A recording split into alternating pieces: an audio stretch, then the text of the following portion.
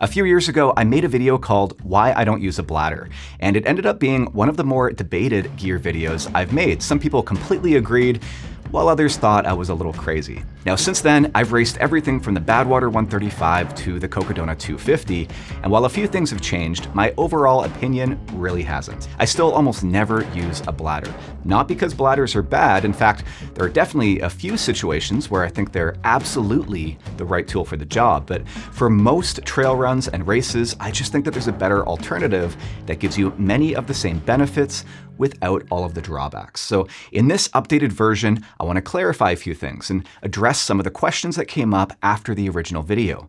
I'll walk you through what I see as the 5 biggest drawbacks of bladder systems, and I'll explain the hydration setup that I typically use today instead. But let's start by looking at how bladder systems are designed to work. Now, most running vests place the reservoir between the main compartment and your back. The bladder hangs from the top of the pack, and then the hose routes either through the bottom, like on this Solomon vest that I have here, or out the top and around your shoulder. Now, this typically is designed for a 1.5 liter size bladder like this one, although some running vests do accommodate larger bladders as well. And that's in addition to the 2 flasks that you might still carry up front, although some people choose to just use a bladder instead of flasks altogether.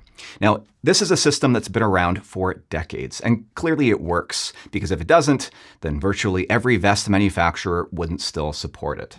But over the years, I've just grown more and more frustrated with bladders for a number of reasons. And the main one is that I just find them to be less convenient. Refilling a bladder usually involves opening your pack and removing the reservoir, and then filling it, sealing it, putting it back into your vest, and making sure that the hose is routed correctly. Volunteers at aid stations may not be familiar with every closure system, and depending on how your vest is packed, accessing the reservoir can take a bit of extra time. In fact, the more gear you have stuffed into your pack, the more difficult getting a bladder back in becomes. You may actually find that you need to first completely empty your pack before you can get the bladder back in. And there's a lot more room for error as well. I had a very well-meaning volunteer once during a race jam this top plastic sliding piece on in the wrong direction, and it took me a lot of work to try to get this off and fixed with my freezing cold hands.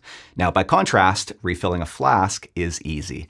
During a race, I'll typically unscrew the caps as I'm heading into an aid station before handing the flask to the volunteers to refill. And I'll sometimes have spare flasks pre-filled with extra drink mix powder, either stuffed in the back of my running vest or waiting for me in my drop bags. Now, at Cocodona this year, I carried not 1, but 2 bladders like this in my 15-liter pack during the opening section of the race because I needed the extra water capacity. So that gave me over 4 liters of carrying capacity, including a couple of flasks, enough to meet the mandatory requirements for that section of the course. But that experience also reminded me of another reason why I generally avoid bladders. They make it a lot harder to monitor my fluid intake. Now, most runners have probably experienced one of 2 situations at some point during a race. You reach an aid station and realize you've barely touched your water. Or you go for a sip and discover that your reservoir is almost completely empty long before you expected. Because flasks are visible and accessible and divide your water into smaller units,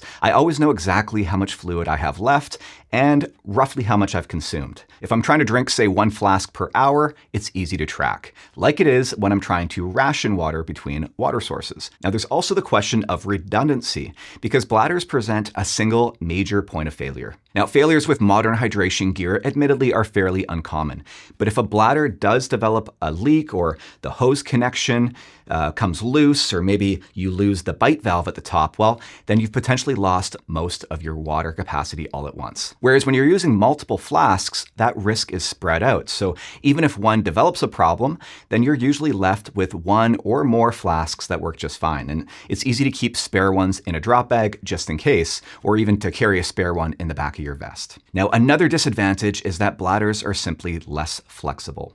During races, I often carry different liquids at the same time, maybe 1 flask containing water and another maybe with drink mix. And sometimes I might even grab Coke from an aid station and carry it for a while in one of my flasks as well. And that's much harder to do with a single large reservoir. And I'm sure everyone will agree that cleaning a bladder system is a huge pain.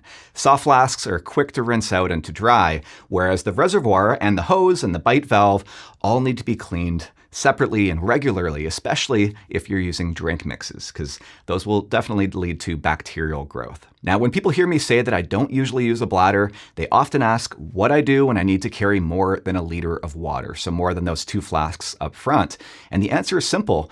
I carry more flasks. And one thing that has changed since I made the original video is the widespread availability of lockable flask systems. Companies like Hydro Pack offer flasks with lockable caps that make it much easier to carry additional water in the back of your pack without worrying about leaks. And I'll link to a couple of those options in the description below. So for most runs, I'll carry 2 flasks in the front pockets. And then if I know there's a long dry section ahead where I won't be able to use my water filter to refill, I'll add a 3rd or even a 4th flask in the rear compartment of my vest. I may carry one along the bottom in the pass-through as well. And when I'm done drinking one, I'll just swap the empty flask for one of the reserves. And that gives me all of the same water carrying capacity of a bladder while avoiding all of its disadvantages. Now, I also prefer how this setup distributes weight throughout the vest, because rather than placing all of my water behind me, at least some of that weight is always sitting on the front of the pack where the vest is already designed to carry load. Now, there are absolutely situations where a bladder still makes sense, like I said at Cocodona,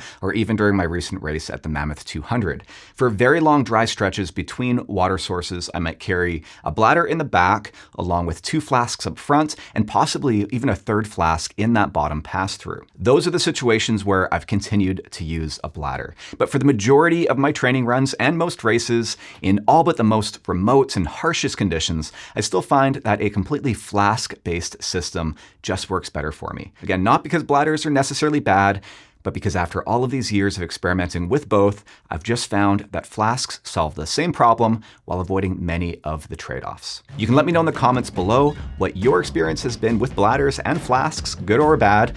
And to learn more about the gear that I use, check out some of the other videos from this series, The Mudroom, or in my new series, Trail Running 101. I'll link to some of those in the description below.